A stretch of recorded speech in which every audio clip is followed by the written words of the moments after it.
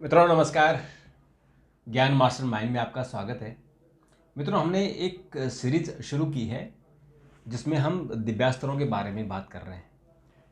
कुछ दिव्यास्त्रों पर आपने बहुत प्यार लुटाया है और कुछ शायद अब धीरे धीरे वो ग्रो करेंगे। हम आपसे रिक्वेस्ट करते हैं कि हमारे पिछले जितने वीडियो बने हैं इनको ज़रूर देखें। आपको एक नई जानकारी और नया इसमें रिसर्च मिलेगा। इसमें कुछ भी पाखंड या झूठ या ऐसा कुछ भी चीज़ नहीं है, सिर्फ वो है जो हमारे शास्त्रों में लिखा हुआ है, हमारे पुराणों में लिखा है। उसी श्रृंखला को हम आगे बढ़ा रहे हैं और आज हम धनुष के बारे में बात कर रहे हैं। कितनी तरह के धनुष हैं। आपने सुना होगा कि हमारी जो आर्मी है उनके पास एक पिनाका मिसाइल है। वो पिनाका क्या है, किसके नाम पर बनी है, इस तरह की हम बहुत सारी बातें आपको बताएंगे। और हमारे जो विशेषज्ञ हैं, शोधार्थी हैं, डॉक्टर प्रतीक मिश्र जी। डॉक्टर साहब, आपका बहुत बहुत स्वागत है। तो आज आप दिव्यास्त्रों की श्रृंखला में आगे हमारी जो छठी एपिसोड होगा ये, आज आप धनुष के बारे में बताएंगे। हाँ। तो धनुष क्या है, इसका इस्तेमाल हमने जैसे रामायण में देखा, महाभारत में देखा, और उससे पहले भी हम जो बात करते हैं अपने शास्त्रों में कि धनुष सबसे बड़ा हथियार होता था। हाँ, देखिए, अभी तक हम लोग जो दिव्यास्त्रों की बात कर रहे थे, तो दिव्यास्त्रों का मतलब इसी तरीके से होता है जैसे कि आजकल के परमाणु बम या हाइड्रोजन बम या न्यूट्रॉन बम, मतलब वो अंतिम विकल्प के तौर पर चुने जाते थे।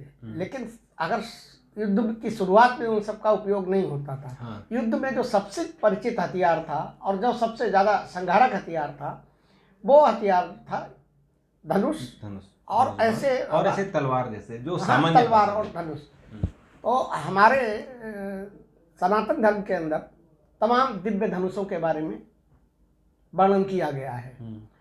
और समय समय पर ये धनुष जो है तमाम योद्धाओं को भगवान से प्राप्त भी हुए। उन्होंने उनकी पूजा की, अर्चना की, और उसके बाद उनको जो है वो दिव्य धनुष दिए गए। और ये धनुष भगवान राम, परशुराम और अर्जुन की जो जीत हुई थी उसमें इन दिव्य धनुषों की बहुत बड़ी भूमिका थी। हमारे देवता, ऋषि और जो बड़े बड़े महान योद्धा थे वो सब अन्य अस्त्र शस्त्र के साथ ही साथ इन धनुषों को भी धारण करते थे। और ये धनुष सामान्य नहीं थे, बल्कि अत्यंत चमत्कारी और बेहद शक्तिशाली थे। इनमें कुछ धनुष तो ऐसे थे कि जब उनसे उनकी प्रत्यंचा चढ़ाई जाती थी, प्रत्यंचा मतलब उनकी डोर चढ़ाई जाती थी, तो आकाश में बिजलियां कड़कने लगती थी, ब्रह्मांड में जो है भूचाल आ जाता था। और कुछ ऐसे, क्योंकि बेसिकली क्या है कि धनुष के ऊपर आपको जो है तीर चलाना है। अब वो तीर अभिमंत्रित होते थे, उस पर बारहेट लगता था, ब्रह्मास्त्र का भी लग सकता था उस पर। मतलब तीर पे ब्रह्मास्त्र, तीर ऐसे ही है जैसे कि आज की डेट में मिसाइल। मिसाइल लॉन्चर है। तो लॉन्चर में आप किसी भी मिसाइल लॉन्चर हो गया धनुष, और लॉन्च करने वाला मिसाइल और मिसाइल के ऊपर जो बारहेड लगेगा, मतलब कौन सा हथियार उसके ऊपर लगाया जा रहा है, तो उसके ऊपर एक से एक वो जो दिव्यास्त्र है, एक से एक, हाँ, दिव्यास्त्र। और वैसे भी आग्नेयास्त्र, पशुपतास्त्र, है ना, परचजन, एक वायवस्त्र होता था, उससे बहुत तेज हवाएं चलती थी।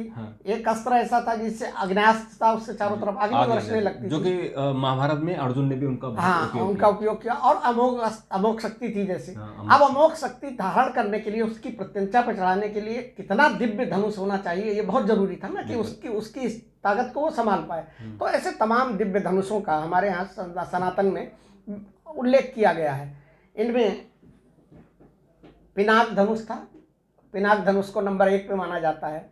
और ये शिव का धनुष था जी, भगवान शिव का धनुष था। भगवान शिव से ये परशुराम जी को प्राप्त हुआ था। और इन्हीं के नाम पे जो हमारी मिसाइल है, पिनाका मिसाइल, जो है इसी नाम पे बनाई गई है, भगवान शिव के धनुष। तो और ये जो है, ये आपको बताएं कि ये पिनाक धनुष जो है, ये राम और सीता, माता जानकी की शादी में इसने बड़ी भारी भूमिका निभाई थी। मैं अभी बताऊंगा आपको। दूसरा महत्वपूर्ण जो धनुष था वो गांडीव धनुष था। बहुत आपने सुना होगा, महाभारत के अंदर गांडीव धनुष की बहुत चर्चा हुई, जो अर्जुन के पास। और हमारे यहाँ माना जाता है सनातन में, अगर देवताओं को अगर आप छोड़ दें तो दुनिया का सबसे बड़ा अगर धनुर्धर कोई हुआ है तो अर्जुन को कहा जाता है। भगवान कृष्ण ने इस बात को कहा भी है। महाभारत के अंदर, गीता के अंदर उन्होंने बोला भी है कि दुनिया का सबसे बड़ा धनुर्धर हो। और इस धनुर्धर के साथ ही एकलव्य की भी एक कथा जुड़ी हुई है। जी। अच्छा, अब तीसरा आता था सारंग धनुष। ये सारंग धनुष का भी आपने उल्लेख सुना होगा, विष्णु पुराण में इसका वर्णन है बहुत व्यापक तरीके से। ये भगवान विष्णु धारण करते थे। भगवान विष्णु के पास जो है वो सारंग धनुष हुआ करता था। उसके बाद विजया धनुष, परशुराम जी के पास जो है वो विजया धनुष हुआ करता था। एक अनुगप अजगप धनुष था, वो भी काफी शक्तिशाली हुआ करता था। और ये अजगप जो है इससे भी एक साथ तीरों की बरसात हुआ करती थी। तो इस तरीके के तमाम, अब सवाल एक उठता है कि भगवान राम के पास कौन सा था। ये तो सारे लोगों को बता दिया, भगवान राम के पास कोदंड धनुष का नाम था, कोदंड। कोदंड जो भगवान राम अपने साथ लेके। तो बेसिकली क्या है कि ये धनुष जो है केवल हथियार ही मात्र नहीं थे, ये भी दिव्यास्त्रों की तरह इसमें दैवीय ऊर्जाएं थी और ऊर्जा का अथाह भंडार इनमें समाया हुआ था, जिससे कि ये सामने वाले प्रतिद्वंदी को क्षण भर में नष्ट करने की इनकी क्षमता रहती थी। अब देखिए, मैं आपको बताता हूँ सबसे पहले पिनाक धनुष के बारे में जी। कि पिनाक धनुष जो है भगवान शिव का धनुष, और इससे जुड़ी क्या प्रसंग हैं, बड़े रोचक प्रसंग हैं। जी। पिनाक धनुष भगवान महादेव का था और परशुराम जी भगवान महादेव के सबसे बड़े शिष्य थे, भक्त थे, और सॉरी शिष्य थे। सबसे बड़ा भक्त तो रावण था, सबसे बड़े शिष्य जो थे भगवान परशुराम थे। परशुराम जी ने कठोर तपस्या की और उसके बाद कठोर तपस्या करने के बाद भगवान शिव ने उनकी परीक्षा ली कि मतलब इनको कौन कौन से अस्त्र शस्त्र दिए जा सकते हैं। तो पूरा प्राचीन काल में गुरु जो है या भगवान ऐसे ही किसी को, मतलब उसके लिए पात्रता आपको सिद्ध करनी पड़ेगी कि आप पात्र हैं या नहीं है। जैसे कि आजकल भी मतलब जैसे आपको एंट्रेंस एग्जाम पास करना होता है। हाँ, जैसे कि मिसाइल फोर्स में तो एक्सपर्ट को ही लगाया जाएगा ना, जो मिसाइल के बारे में जानता है। तो ये मतलब एक पात्रता के हिसाब से भगवान हथियार अपने दिया करते थे। तो परशुराम जी ने कठिन तपस्या की, उनकी परीक्षा ली महादेव जी ने, और परीक्षा लेने के बाद महादेव जी ने उनको कई अस्त्र शस्त्र दिए। उसी में उन्होंने इनको पिनाक धनुष भी दिया था। और ये धनुष इतना शक्तिशाली था कि इसको सामान्य मनुष्य तो उठा भी नहीं सकता था। उठाने की तो क्षमता ही नहीं थी। उसकी प्रत्यांचा चढ़ाना तो किसी के बस की बात ही नहीं थी। उसके पीछे एक कहानी ये जुड़ी हुई थी कि अगर उसकी जो प्रत्यांचा चढ़ा देगा वो माना जाएगा कि भगवान का अवतार हो गया, वीर है। हाँ, वो मतलब भगवान के अलावा उसको कोई उसकी प्रत्यांचा चढ़ा ही नहीं सकता था, उठा भी नहीं सकता, हिला भी नहीं सकता था। हाँ, कोई उठा नहीं सकता था। अब इसकी एक कहानी है कि भगवान परशुराम ने जब क्षत्रियों से पृथ्वी को खाली कर दिया 21 बार, तो उसके बाद जब वो विश्राम करने के लिए जाने लगे तो उन्हें लगा कि ये शिव जी की धरोहर जो है ये किसे सौंपी जाए। तो उस समय पृथ्वी पर राजा जनक, जिन्हें विदेह भी कहा जाता है, बहुत ही ज्ञानी और बहुत धर्मपरायण राजा थे। तो उन्होंने वो राजा जनक को सौंप दिया धरोहर के रूप में कि इसको आप रख लीजिएगा। और रखने के बाद परशुराम जी चले गए। उसके बाद आपको पता ही है कि स्वयंवर हुआ, और स्वयंवर होने के बाद तमाम, सीता जी का स्वयंवर था, तमाम महारथी, तमाम धनुर्धर, तमाम बड़े बड़े योद्धा वहाँ आए हुए थे, लेकिन कोई उस पर उठा नहीं पाया, उसको छू भी नहीं पाया, उठाना तो बहुत दूर की बात थी। और उसी में अपने ये अयोध्या के दोनों राजकुमार, चारों राजकुमार भी गए हुए थे। तो भगवान राम ने उसको जो है उठाया और उसकी प्रत्यंचा जैसे ही चढ़ाई वो धनुष टूट गया। अब आप समझिए कि वो कितना विशाल और कितना दिव्य धनुष था कि उसकी प्रत्यंचा टूटते ही ब्रह्मांड में हंगामा हो गया, विस्फोट हुआ, बहुत बड़ी आवाज आई। और परशुराम जी उनको लगा कि हिमालय में थे। हाँ, उनको ये लगा कि हमारे इष्ट का धनुष तोड़ने वाला कौन है। हालांकि ये उनके लिए संकेत था कि अब आपका समय पूरा हो गया, त्रेता में अब आपका समय पूरा हो चुका है, भगवान ने दूसरा अवतार ले लिया तो अब जाइए। तो परशुराम जी बहुत गुस्सा हुए, और वो उसके बाद आपको कहानी पता है कि भगवान परशुराम जी वहाँ पर आए और उनका लक्ष्मण के साथ जो है संवाद हुआ और एक दूसरे से क्रोध हुआ। और उसके बाद परशुराम जी इस चीज़ को समझ गए कि अब भगवान का अवतार हो गया है, और फिर उसका वो हिमालय चले गए। वो हिमालय चले गए। तो उसके बाद गंधमादन पर्वत पर उन्होंने अपनी पूजा शुरू कर दी, अपना बाकी सब एक कर रहे। तो ये तो परशुराम भी वैसे जैसे आप जानते ही हैं कि परशुराम भी जो है वो चिरंजीवी हैं। हाँ वो आज भी हिमालय के कंदराओं में पाए जाते हैं। अगर कोई भक्त सही हो, जिनके अपने सातों चक्रों पर नहीं, परशुराम जी हिमालय की नहीं, परशुराम जी गंधमादन पर्वत पे जो है वो श्रृंखलाएं हिमालय की श्रृंखला हैं। हिमालय की हाँ, उसी में वो अभी भी अभी है, और विचरण करते हैं, लेकिन वो दर्शन नहीं देते, दर्शन अलग रूप से देते हैं। जैसे अभी आपने इस बार देखा होगा महाकुंभ में कि एक विदेशी व्यक्ति 8 फीट का आदमी, तो सब लोग कह रहे हैं कि ये शिव के अवतार थे, वो आए और चले गए। तो लोग ये कह रहे हैं कि यही शिव थे जो यहाँ स्नान करने आए। तो ये भी ऐसे भी हो सकता है, वो किसी भी रूप में आ सकता है। तो नहीं, लेकिन कलयुग में भगवान परशुराम जी का बड़ा महत्वपूर्ण भूमिका रहने अब होने वाली वाला है। है जब कल के अवतार के समय, तो कल की अवतार को वो न केवल अस्त्र शस्त्र का प्रशिक्षण देंगे, बल्कि उनको कई दिव्यास्त्र भी देंगे। हाँ, तो कल की का हम लोग इंतजार कर रहे हैं। खैर हम तो नहीं होंगे तब, लेकिन कल की अवतार होगा। और हमने इस पर एक वीडियो बनाया है पूरा, आप जरूर देखिएगा। कल की अवतार कहाँ होगा, संभल में कौन सी जगह में होगा, और किस नाम से होगा, किस परिवार में होगा, उनके पिताजी का क्या नाम होगा, ये हमने पूरा एक विस्तृत वीडियो बनाया है। आप उसको जरूर देखिएगा। जैसे आपने कल की फिल्म देखी होगी, अभी एक नई फिल्म आई थी कल की 2098, तो हमने उस पर बड़ा रिसर्च करके बनाया, जरूर उसको देखिएगा। तो डॉक्टर साहब आगे और कौन सा धनुष है? हाँ, नहीं, इसके बारे में एक और आपको बता दें कि इस धनुष की, इसको केवल भगवान महादेव ने या तो उठाया या परशुराम जी को दिया था, वो भी भगवान के अवतार थे, और उसके बाद राम ने उठाया। मतलब किसी योद्धा के पास ही हथियार नहीं, ये धनुष नहीं रहा।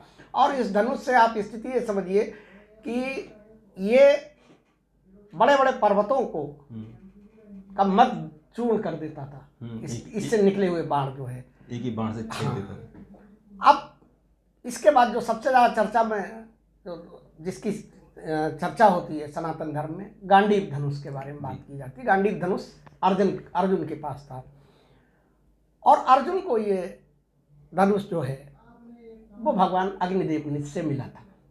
उन्होंने अर्जुन को ये गांडीव धनुष दिया था। इसके बारे में भी जो वर्णन किया गया गांडीव धनुष के बारे में, बताया जाता है कि ये भी धनुष सामान्य योद्धा के बस की बात नहीं थी, इसको उठाना या और इस पे प्रत्यंचा चढ़ाना। इसकी सबसे बड़ी विशेषता क्या थी कि एक साथ ये सहस्त्रों जो है जी तीरों को छोड़ सकता था, और इसके जो तीर होते थे वो किसी भी कवच को भेदने की क्षमता रखते थे। मतलब आप ये समझ लीजिए। और इसकी सबसे बड़ी विशेषता क्या थी कि इतनी तेजी के साथ इससे बाण छूटता था कि सामने वाला दुश्मन जो है जब तक उसके प्रतिकार के बारे में सोचे तब तक तो वो उसका कवच भेद के और उसको जो है जमीन पे धराशायी कर देता था। बिल्कुल। तो ये गांडीव धनुष था, अग्निदेव ने अर्जुन को दिया, और अर्जुन ने इसका, अर्जुन और कर्ण के बीच में हुआ। कर्ण के पास भी इसी तरीके का धनुष था, बहुत दिव्य धनुष था, और वो दिव्य धनुष कर्ण को जो है परशुराम जी से प्राप्त हुआ था। उस धनुष का नाम था विजया धनुष। परशुराम जी के पास विजया धनुष था, और परशुराम ने अपने विजया धनुष को कर्ण को दिया था और पितामह भीष्म को दिया था, दोनों को दिया। दोनों शिष्य थे, दोनों उनके शिष्य थे, और इसीलिए ये मतलब अर्जुन के समकक्ष ही दोनों धनुर्धर माने जाते हैं, भीष्म पितामह और कर्ण, दोनों उसी तरीके से युद्ध में माहिर थे। अब देखिए, अब आप गांडीव धनुष अर्जुन के पास था, उसके बाद आया आपका सारंग धनुष। सारंग की बड़ी चर्चा होती है, ये भी किसी योद्धा को नहीं दिया गया, ये भगवान विष्णु धारण करते हैं। भगवान विष्णु के पास जो धनुष है उसका नाम है सारंग धनुष। और ये सारंग धनुष ब्रह्मा जी ने विशेष रूप से भगवान विष्णु के लिए बनवाया था। कारण ये था कि उस समय असुर, दैत्य, दानव पूरी पृथ्वी पर अत्याचार मचाए हुए थे। तो ब्रह्मा जी को लगा कि चूंकि भगवान विष्णु पालनहार हैं, तो लगा कि भगवान विष्णु के पास एक इस तरीके का अस्त्र होना चाहिए, तो उन्होंने ये ब्रह्मा जी ने भगवान विष्णु को दिया था। सारंग धनुष किसी भी मतलब दिव्यास्त्र से कम नहीं था, ब्रह्मास्त्र की तरह था कि एक बार में अगर उसे चला दिया जाए तो उससे प्रलय की संभावना बन जाती थी। और मुझे लगता है कि ये दूर तक, जितनी दूर मतलब इसकी जो क्षमता थी, हाँ, बहुत दूर तक, काफ़ी दूर तक जाता था। और सबसे बड़ी बात थी कि लक्ष्य भेदी था। जिस लक्ष्य को टारगेट आपने कर दिया, वो जो है आपका, उसको फिर रोक पाना संभव नहीं है। अब विजय धनुष के बारे में मैंने बताया आपको। विजय धनुष भगवान परशुराम को जो है महादेव ने दिया। परशुराम जी के पास जितने भी अस्त्र थे वो सब महादेव के दिए हुए हैं। चाहे वो उनका परश हो, चाहे वो पिनाक धनुष हो, चाहे वो जो आपका विजय धनुष। विजय धनुष के बारे में इसका नाम ही विजय इसलिए रखा गया था क्योंकि जिस योद्धा के पास ये होता था, विजय श्री उसका ही वर्ण करती थी। योद्धा के हाथ में अगर वो धनुष है तो उसको हराना असंभव है, उसको पराजित नहीं किया जा सकता है। और परशुराम जी ने ये जो है अपने शिष्य कर्ण को दिया था। अब आप कहेंगे कि कर्ण के पास अगर ये विजय धनुष था और अभी आप कह रहे थे कि विजय धनुष जिसके पास, जब तक उसके हाथ में, किसी योद्धा के हाथ में विजय धनुष रहेगा तब तक उसे पराजित नहीं किया जा सकता, तो कर्ण को कैसे पराजित कर दिया गया? तो उसकी कहानी है कि कर्ण का रथ का पहिया धंस गया था। हाँ। और धंसने के बाद, क्योंकि जब तक विजय अस्त्र उनके पास रहा, विजय धनुष उनके पास रहा, तब तक जो है कृष्ण और अर्जुन और कर्ण के बीच में बराबर की टक्कर हो रही थी। बल्कि कर्ण कई बार भारी पड़ रहे थे, और भारी इसलिए पड़ रहे थे क्योंकि जब कर्ण का तीर छूटता था तो उनका रथ कुछ कदम हिल जाता था, और अर्जुन जब तीर छोड़ते थे तो कर्ण का रथ काफ़ी दूर तक जाता था। तो अर्जुन को इस चीज़ का अहंकार हो गया। उन्होंने भगवान कृष्ण से कहा कि आप बार बार, तो और भगवान कृष्ण क्या था, उस लड़ाई में बार बार कहते थे धन्य कर्ण, धन्य कर्ण। तो अर्जुन को ईर्ष्या हुई। उन्होंने कहा कि हम इतना प्रभावशाली मारक क्षमता से के साथ लड़ रहे हैं, दुनिया में हमसे बड़ा कोई धनुर्धर नहीं है, और आप जब कर्ण बाण चलाता है तो आप कहते हैं कि धन्य कर्ण। तो उन्होंने इशारा किया, ऊपर बैठे हुए थे, ध्वज पे बैठे हुए थे पवन पुत्र हनुमान जी, ठीक है। तो भगवान कृष्ण ने इशारा किया और पवन पुत्र हनुमान 1 सेकंड के लिए नीचे आ गए, एक क्षण के लिए उस ध्वज से अलग हुए, और इतनी देर में कर्ण का तीर आया। तो आप ये समझिए कि काफ़ी दूर तक अर्जुन का रथ जो है, और जबकि भगवान कृष्ण स्वयं सारथी थे, काफ़ी दूर तक चला गया। तो उन्होंने बताया कि ये तुम अकेले नहीं हो, तुम्हारे साथ जो है, तुम अकेले युद्ध नहीं लड़ रहे हो, तुम्हारे साथ वीर जो है वो कर्ण ही है।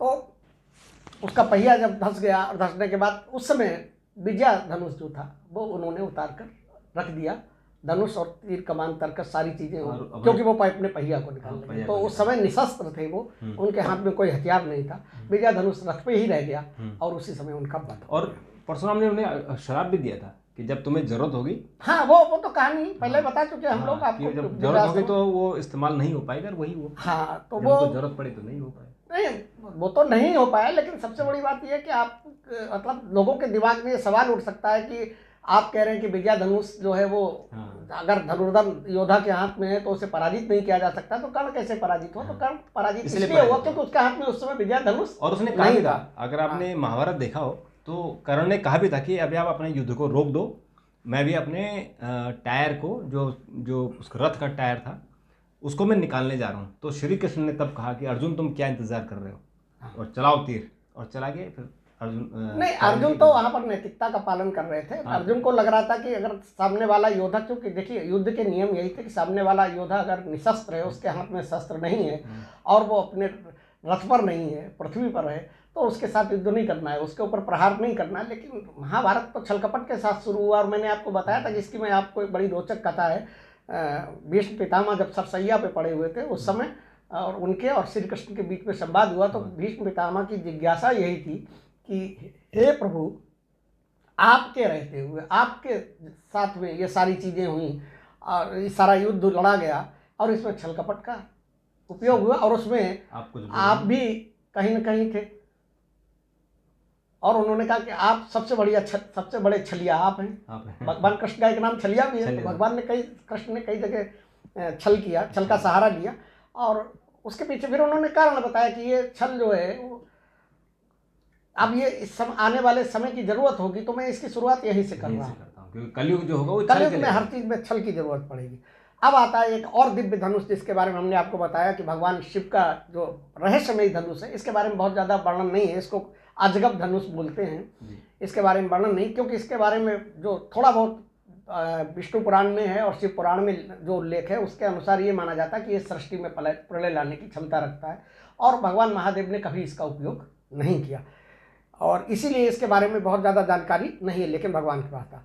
अब देखिए, एक मतलब हमारे सनातन धर्म के हीरोज़ में अगर परशुराम जी का नाम आ गया, अर्जुन का नाम आ गया, तो एक सबसे बड़े हीरो जो थे, जो सबसे बड़े धनुर्धारी थे भगवान राम, भगवान श्री मर्यादा राम। पुरुषोत्तम राम, उनके बारे में उनके पास एक जिज्ञासा है कि उनके पास कौन सा धनुष था। उनके पास भी वो दिव्य धनुष था, उसका नाम था कोदंड धनुष। हाँ। जो भगवान राम लेके चलते थे और सारा युद्ध उन्होंने उसी धनुष से लड़ा। उसी धनुष। और देखिए भगवान को जो अस्त्र शस्त्र की शिक्षा दी थी वो पता है आपको किसने दी थी? महर्षि विश्वामित्र विश्वामित्र जी ने। विश्वामित्र ने उनको शिक्षा दी थी। तो उस धनुष का निर्माण जो है वो बनाया ही इसलिए गया था कि इससे राक्षसों का वध किया जाए, क्योंकि उनका अवतार लेने का मूल उद्देश्य जो था वो था कि पृथ्वी को राक्षसों से मुक्त किया जाए। और इस धनुष की सबसे बड़ी विशेषता क्या थी कि जो तीर बाण वो छोड़ते थे, बाण या जो तीर वो जब छोड़ते थे धनुष से दुश्मन सेना पर, तो उसके बाद वो संहार करके और वापस लौट आता था। ये इसकी सबसे बड़ी थी। हालांकि पिनाक धनुष से इसकी तुलना नहीं की जा सकती, क्योंकि पिनाक धनुष जो है वो सबसे भारी और सबसे मतलब बड़ा धनुष था। मतलब हमारे जो सनातन धर्म में जितने दिव्य धनुषों के बारे में उल्लेख किया गया उनमें सबसे बड़ा और सबसे भारी और सबसे प्रभावशाली जो है महादेव का पिनाक धनुष माना जाता है। तो अब रावण जब युद्ध हुआ उस समय राम को भी इस तरीके से उनको भी ऐसे एक अस्त्र की जरूरत थी कि क्योंकि वो वनवास में थे और उनके पास अस्त्र शस्त्रों की बहुत ज़्यादा भरमार नहीं थी, क्योंकि राजा नहीं थे, उनके पास सीमित मात्रा में था। तो उन्हें ऐसा ही धनुष चाहिए था कि जिस पर वो प्रत्यंचा चढ़ाएं और बाण छोड़ें और वो बाण संहार करके फिर वापस आ जाए। तो राम का जो धनुष था वो कोदंड धनुष हुआ करता था। तो ये तमाम इस तरीके के दिव्य धनुष हमारे यहाँ हुए और इन दिव्य धनुषों के द्वारा अब इसी में देखिए एकलव्य की कथा भी है कि उसी महाभारत के समय एकलव्य जो है वो भी बहुत बड़ा धनुर्धर था। बिल्कुल। और वहाँ पर चूंकि वो आदिवासी समुदाय का था, और उससे देखिए एक सीख भी मिलती है कि गुरु द्रोणाचार्य ने उसका अंगूठा काट लिया था, मांग लिया था भिक्षा में। काटा गया था, भगवान ने गुरु दक्षिणा मांग ली, गुरु दक्षिणा में मांग लिया था, क्योंकि अगर उसका अंगूठा नहीं मांगा जाता, द्रोणाचार्य को इस बात का पता था जिस तरीके से वो तीर छोड़ रहा था और जिस तरीके से उसके तीर लक्ष्य को भेद रहे थे, तो उनको लग रहा था कि अर्जुन की महिमा कम हो जाएगी। तो और कहीं बाई चांस, क्योंकि उस समय उस महाभारत युद्ध में दुनिया भर के सारे योद्धा जो है सारे राजा महाराजा योद्धा किसी न किसी पक्ष से लड़ रहे थे। तो इस बात का भी अंदेशा था कि कहीं एक कौरवों की तरफ से अगर लड़ गया तो अर्जुन के लिए समस्या खड़ी हो सकती है। तो पूरी इंतजाम करके, हालांकि किसी गुरु के लिए ये कृत्य अच्छा नहीं माना जा सकता है, लेकिन उन्होंने इस तरीके की चीज़ें की और इसको कहा कि हरी इच्छा है इसलिए किया गया। तो ये तो डॉक्टर साहब आज आपने धनुष, मतलब हमने धनुष को लगा के टोटल हमने 6 एपिसोड पूरे कर लिए, और उसे दिव्यास्त्र 10 होते हैं और भी हैं जो शायद हम लोगों ने, आप लोगों ने कम ही सुना होगा। अगर छोटे छोटे हैं, अमोघ शक्ति है जी। अगर आपको लगे कि हमें और किसी दिव्यास्त्र के बारे में चर्चा करनी चाहिए, आपको बताना चाहिए, तो आप कमेंट कर दीजिए। अमोघ शक्ति के बारे में मैं बता देता हूँ इसी में। अमोघ शक्ति वो भी एक दिव्यास्त्र है और वो भगवान इंद्र की शक्ति है जी। भगवान इंद्र ने ये शक्ति महाभारत के दौरान अमोघ शक्ति इसको अब कर्ण को दी थी, और कर्ण को इसलिए दी थी कि कवच कुंडल जो है, क्योंकि कर्ण को ये वरदान मिला हुआ था, सूर्यदेव ने दिए थे कि अगर उनके पास कवच कुंडल रहेंगे जब तक उनके शरीर पर, तब तक उनको कोई मार नहीं सकता है। तो ये बात पता थी इंद्र को, और इंद्र ने इसलिए क्या किया कि छल किया, और छल करने के बाद कर्ण बहुत बड़े दानी थे और उनके पास जाके उनसे उनकी अमोघ शक्ति, उनसे उनके कवच कुंडल मांगे, और कवच कुंडल मांगने के बाद उनसे कहा कि प्रसन्न हुए, बोले आपसे मैंने कवच कुंडल आपने दे दिया, मैं आपको कुछ देना चाहता हूँ। तो उन्होंने गिफ्ट के बदले में, रिटर्न गिफ्ट जिसे कहते हैं ना, तो रिटर्न गिफ्ट उन्होंने अमोघ शक्ति दी। अमोघ शक्ति की विशेषता ये थी कि जिस लक्ष्य पे जाएगी उसको दुनिया की कोई ताकत बचा नहीं पाएगी, कोई भी नहीं बचा पाएगी। अमोघ मतलब इसीलिए जहाँ से आवाज आई, हाँ नहीं आवाज नहीं, अमोघ का मतलब उसका कोई काट नहीं मतलब तो वो शक्ति। अब भगवान श्री कृष्ण ये जानते थे कि कर्ण के पास जब तक ये शक्ति रहेगी तब तक अर्जुन का जीतना संभव नहीं है, और इतना ही नहीं, अर्जुन की जान को लगातार खतरा बना रहेगा। तो उन्होंने एक माया चली और भीम के पुत्र घटोत्कच को युद्ध मैदान में उतार दिया, और घटोत्कच ने जिस तरीके से संहार करना शुरू किया कौरव सेना का, तो फिर दुर्योधन को भी उसने बहुत परेशान किया, परास्त कर दिया। तो दुर्योधन दौड़ा दौड़ा कर्ण के पास गया और उससे कहा कि मित्र, अगर इस तरीके से घटोत्कच संहार करता रहा तो हम लोग तो बिल्कुल खत्म हो जाएंगे, तुम किस दिन के लिए रखे हुए? तो उन्होंने कहा कि ये अमोघ शक्ति जो है ये हमने केवल अर्जुन के लिए रखी हुई है। तो लेकिन वो वही जिद, उसकी जिद थी, और ये चूंकि नियत थी, भगवान ने एक नियत कर रखी थी, तो उस अमोघ शक्ति को कर्ण ने घटोत्कच को चला दिया और घटोत्कच का अंत कर दिया।